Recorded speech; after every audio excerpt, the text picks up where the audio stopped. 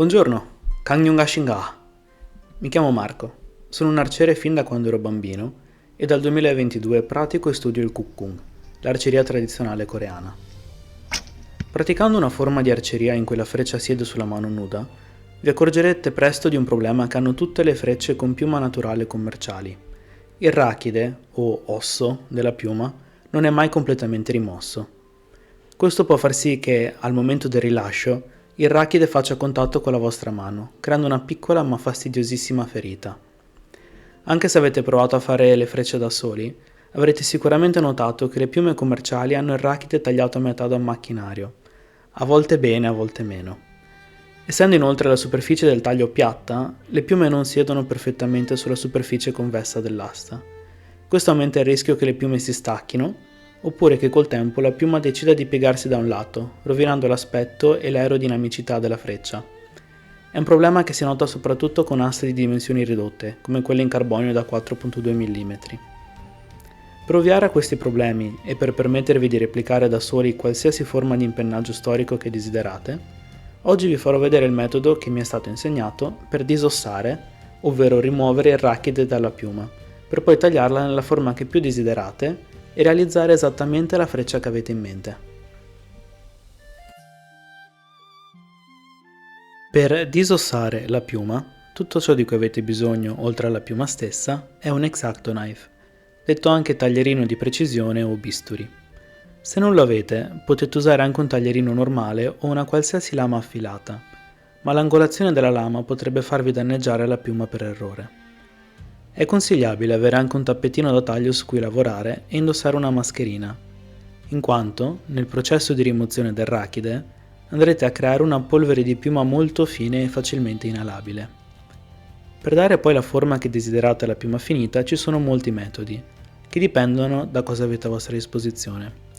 Io oggi vi farò vedere come sagomarla con una semplice taglierina rotante, non usate quelle da pizza che non sono affilate a sufficienza, e un foglio di materiale rigido ma tagliabile, nel mio caso un foglio di compensato.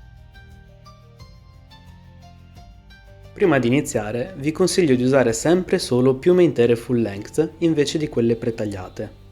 I motivi sono due. Il primo è che per rimuovere il rachide un pezzetto di piuma va sempre sacrificato, quindi usando una piuma pretagliata andreste a rovinarne la forma. Il secondo motivo è che usare piume full length vi dà la libertà di realizzare qualsiasi impennaggio, in quanto sarete voi in seguito a tagliare la forma che più desiderate. Passando al lato pratico. La cosa fondamentale per rimuovere il rachide è indebolire il più possibile la connessione tra il rachide stesso e la membrana che tiene insieme le barbe. Il metodo più efficace per farlo è raschiare con una lama molto affilata il lato sporgente del rachide, facendo attenzione a non spezzare il rachide stesso, poiché questo vi impedirebbe di rimuoverlo in maniera pulita. Fate molta attenzione quando raschiate, esercitando leggermente più pressione dal lato verso le barbe. Per capire se state raschiando in modo corretto, osservate l'integrità del rachide e prestate attenzione al suono che fa la piuma.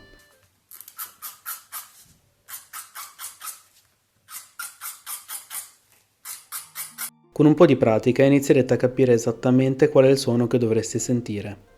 Più cura mettete nel raschiare, tanto più facile vi verrà dopo rimuovere il rachide. Una volta che sentite di aver raschiato quanto basta, passiamo alla parte più delicata, ovvero strappare via membrane e barbe. Afferrate con una mano una piccola quantità di barbe, questa è la parte che viene sacrificata dalla lunghezza intera della piuma, e, con l'altra mano, prendete le barbe che stanno sotto. A questo punto premete la piccola ciocca di barbe contro il rachide e iniziate lo strappo. Fatelo con cautela per non spezzare completamente il rachide. Il vostro obiettivo qui è spezzare la membrana. Per rimuovere ora il rachide dal resto della piuma, tenetelo ben fermo con una mano. Personalmente ho trovato che la presa migliore si effettui premendo il lato del rachide con il pollice contro l'indice, appena sopra l'ultima falange. A questo punto strappate lateralmente le barbe con cautela, tenendo sempre fermo il rachide per assicurarvi di non spezzarlo. Dovreste riuscire a tenerlo tutto d'un pezzo. Una volta completato lo strappo, controllate la membrana. Molto probabilmente saranno rimasti piccoli pezzi di rachide attaccati.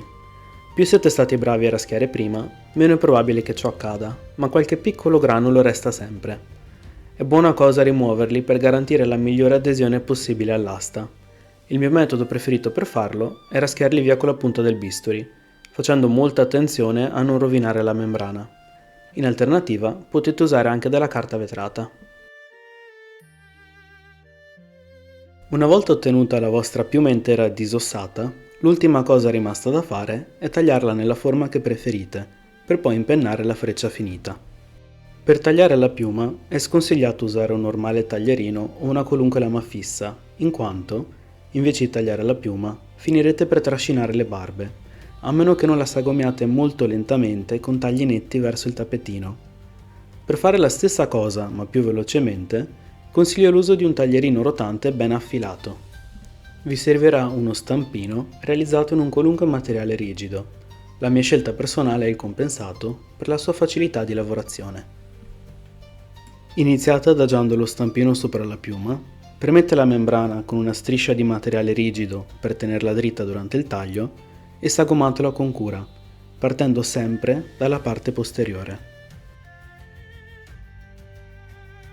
A questo punto avrete ottenuto la piuma finita.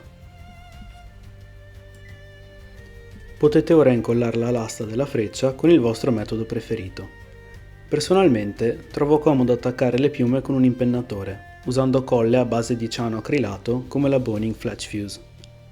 Per impennaggi troppo lunghi per l'impennatore o per forme troppo particolari, preferisco invece procedere a mano usando il nastro biadesivo specifico per impennaggi.